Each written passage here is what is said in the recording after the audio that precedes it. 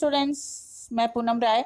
इससे पहले के वीडियो में हमने इस पद्यांश के कुछ जो भाग थे, इनमें अर्थ ग्रहण संबंधी जो बिंदु निकल रहे थे उनके बारे में चर्चा कर लिया था। इसमें हम लोग काव्य सौंदर्य और इसके संदेश के बारे में जानेंगे।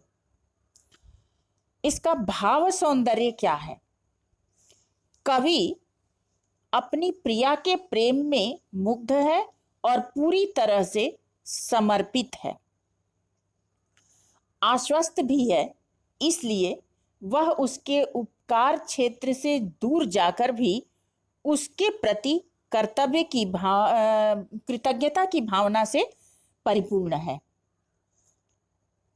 इसमें जो शिल्प सौंदर्य है, उसके अनुसार कवि की प्रिया अज्ञात है, रहस्यमय है तथा कवि को प्रेरणा देने का काम करती है।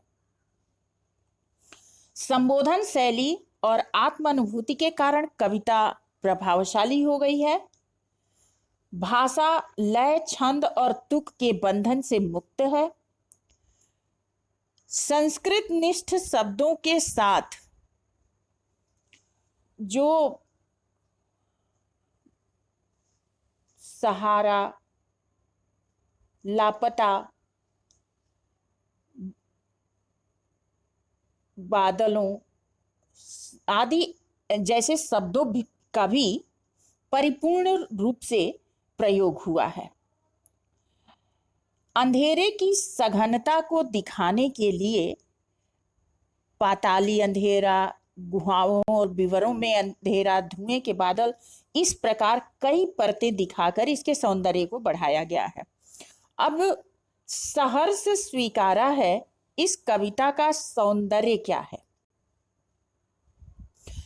और संदेश क्या है? प्रतिपाद्य, संदेश मतलब प्रतिपाद्य क्या है? यह कविता एक सशक्त कविता है जिसमें कवि के जीवन के समस्त खट्टे मीठे अनुभवों को दिखाया गया है। अपने जीवन के प्रत्येक क्षण को वह अपने प्रिय से जुड़ा हुआ और उसकी देन ही मानता है। फिर भी उसका भविष्य अंधकारमय है, क्योंकि वह